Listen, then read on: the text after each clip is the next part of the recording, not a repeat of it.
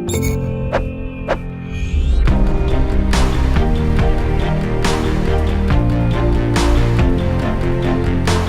est enchanté de voir Tétu renaître et revenir, et surtout doublement enchanté parce que c'est un ami de très longue date et un ami qui m'est cher, qui est Albin Servian, qui a repris ce titre avec beaucoup de courage, de passion, et ça nous fait doublement plaisir. Et bien savoir qu'ensemble on va pouvoir les défendre et qu'on est toujours plus proche avec l'équipe de Tétu, avec la rédaction, ça me fait super plaisir parce que je pense qu'ensemble on fera des très belles choses. Au sein du groupe Randstad, nous, il y a un rapport assez historique à ces questions-là puisqu'on est engagé de longue date sur les thématiques LGBT. On a soutenu l'autre cercle, on soutient diverses associations, et donc ce genre de soirée c'est super parce que ça permet à la fois de se nourrir des expériences des autres, mais aussi de partager ces bonnes pratiques, celles qu'on a mis en place au sein de son entreprise.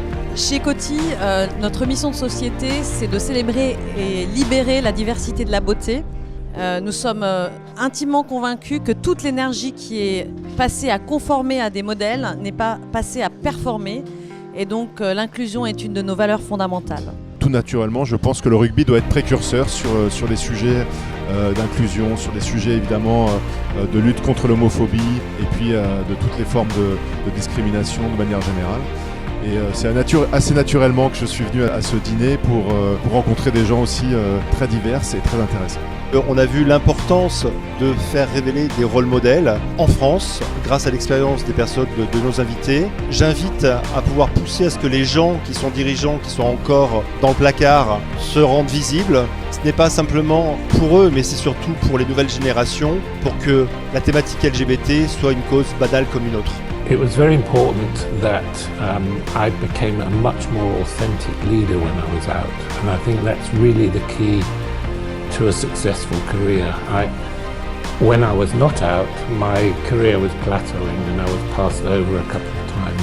Je pense que ça m'a vraiment ouvert les yeux sur des profils différents, des expériences différentes, tout en se rendant compte à quel point il y a un socle commun, une expérience qui au fond se retrouve chez beaucoup de gens. Et je pense que c'est extrêmement enrichissant et extrêmement inspirant pour la suite. I wouldn't want to work in an environment where I had to hide something which was so significant about me. You know, I don't want to go to work and pretend that, I have a girlfriend when I had a boyfriend.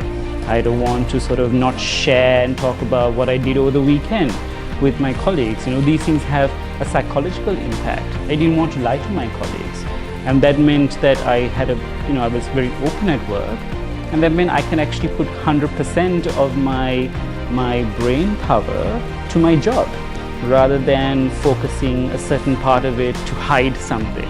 On est reparti tous avec ce qu'on appelle des best practices, c'est-à-dire des choses simples à mettre demain en place dans son entreprise pour créer son propre réseau social LGBT au sein de sa boîte. J'ai vraiment hâte de vous retrouver le 16 avril prochain pour le prochain Tétu Connect, le 3e donc. Et cette fois-ci, on sera notamment en présence de Mounir Majoubi. Donc voilà, au 16 avril prochain. Merci.